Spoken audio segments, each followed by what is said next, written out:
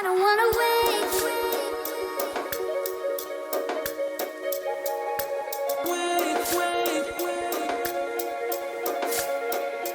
I don't wanna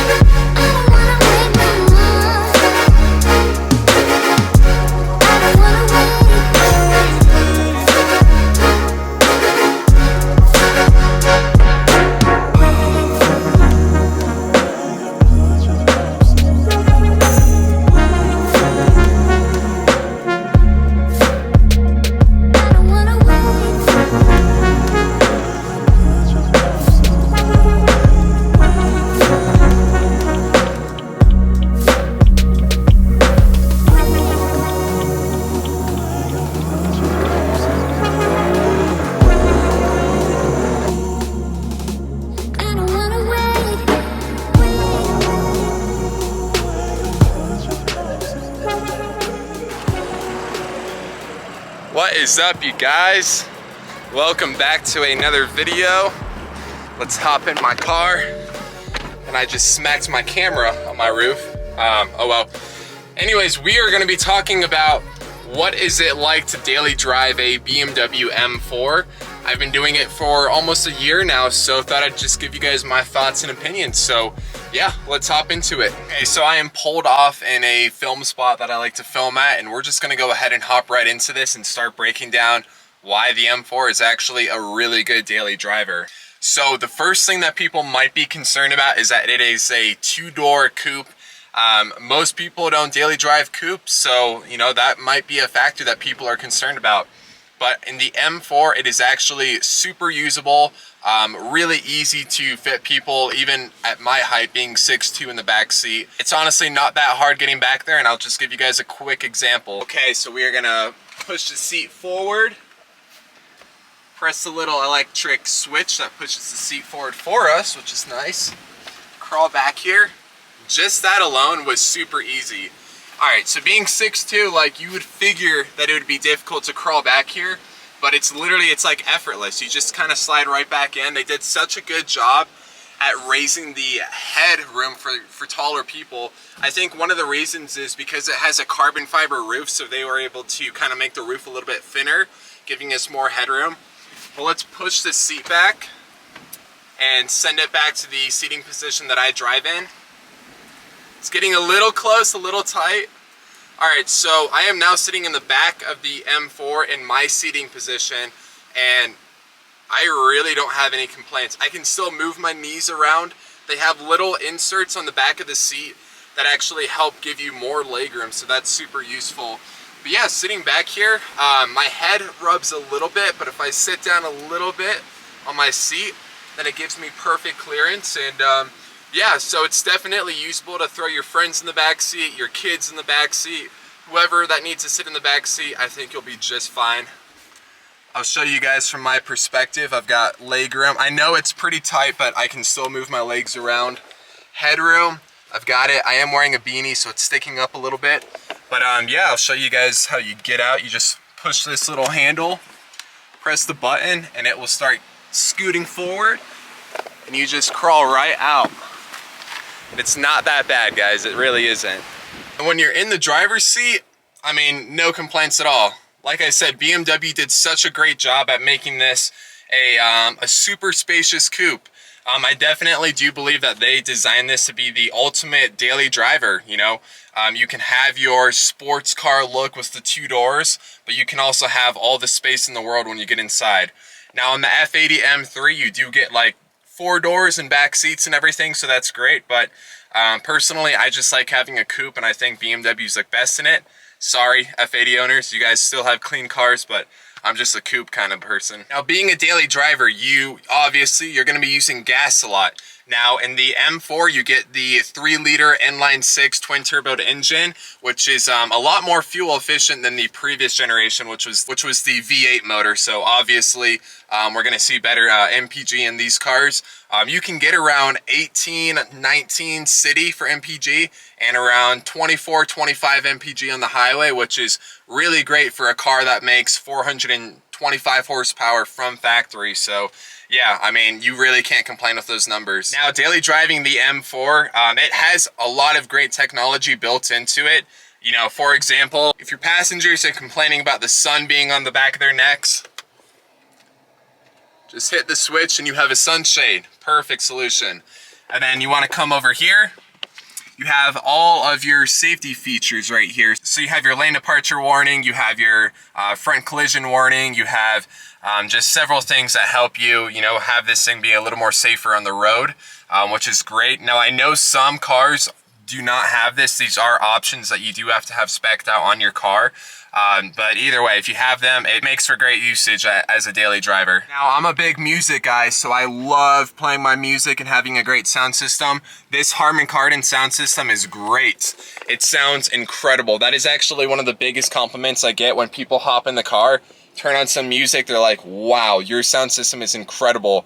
And it really is, guys. In every BMW I go in, whether or not it has the premium package or not for the sound system, it always sounds so great. So yeah, you're never disappointed with BMW's sound system. When you get to your infotainment, you have all your basic necessities. You have navigation, you have all your phone settings where you can save contacts and everything, and you can actually customize these buttons to have certain contacts and little features. If you want to hit navigation, you can set it to one of these buttons. If you have your boss that you have to call a lot, you can hit it to one of these buttons. So yeah, it's super cool that you can customize those different things. But yeah, they did a pretty good job with it. I mean, it's not too advanced, but it does have good little features that you can play around with on your infotainment. Now, one thing with this being a daily driver, you have to be very careful with it. You do have to, park in the back of the parking lot. Just be super cautious around other people because, yeah, these are nice cars and I like to keep mine in best of condition as possible. So, yeah, you're going to have to park it far away, be very strategic with that. And they are low cars. Even stock, they sit pretty low. My car is personally lowered with a front lip. And come on, check this out. Sorry for all the wind, it is really windy today.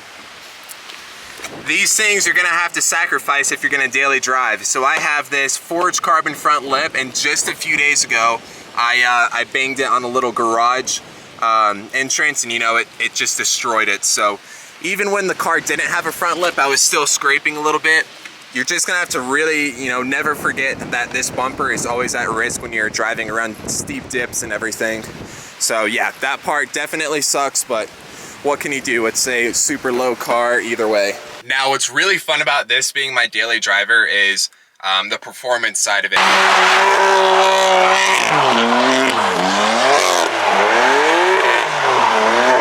It makes driving just never boring. Every time I get in this car, I'm always on the highway. I can throw it in its sportiest settings and just start downshifting. And if there was a possible race while you're out and about driving, yeah, this thing will definitely perform. These things are monsters. Super fast, super quick cars. But if you want to turn it down, you just throw it in your efficient settings and boom, it's quiet, it's nice and sleek, gives you good fuel economy. And yeah, the controllability of just being able to throw it in its sporty, aggressive settings and then turn it way back down is really awesome, and it really does work. The different settings are perfect in this car. Now, I do a lot of like downtown city driving, and this thing, it's honestly not that big of a car. It has a really good, it's super wide, but as far as that, it's pretty easy to park and parallel park. I have to do a lot of U-turns sometimes, and the turn radius is great on this car. Never really have to do like 30, 40, 300-point turns or anything with this thing. It really does make it super easy to drive and park. Now, there is a lot of hype behind this car. Whenever I pull up to a gas station, every once in a while, I'll have people come up to me and they'll ask about the color of it, because the Yes Marina Blue is, I guess a lot of people think it's a wrap, so I'll have people coming up like, hey, like, what color is that? Like, is that a wrap or something? Or you'll just have like people who know like the M cars and brand and everything, and they'll like just want to take a picture of it or just want to ask you some questions about it. So there's a lot of popularity behind this car, and if you drive it a lot, you're gonna notice all the positive reactions to it and everything. So that's always super fun to just see other people you know, love the car and want to talk and learn more about it. Now, as far as reliability, you just got to do your basic maintenance. If you're putting a lot of miles on these cars, just do your oil changes, do all your fluid flushes and everything. Keep proper tires on this thing, because yeah, these things love to spin out and lose traction. Definitely just make sure your tires are good year round. Now, there is the elephant in the room, which is the crank hub. A lot of people talk about this being a scary issue. I daily drove this car for a couple of months before I did the crank hub solution and never had really any issues and concerns. I mean, if you're really aggressively driving this car and constantly downshifting and redlining it and everything, yeah, the chances are high. But honestly, these engines are pretty strong. It's only when you go ahead and tune the car and start really making power on it, then you should probably consider doing the crank hub. But if you're just keeping the car stock, daily driving it, you know, every once in a while doing some spirited driving, yeah, you shouldn't really have to worry about the crank hub. I did the crank hub fix because I wanted to tune the car. It's fully bolt-on.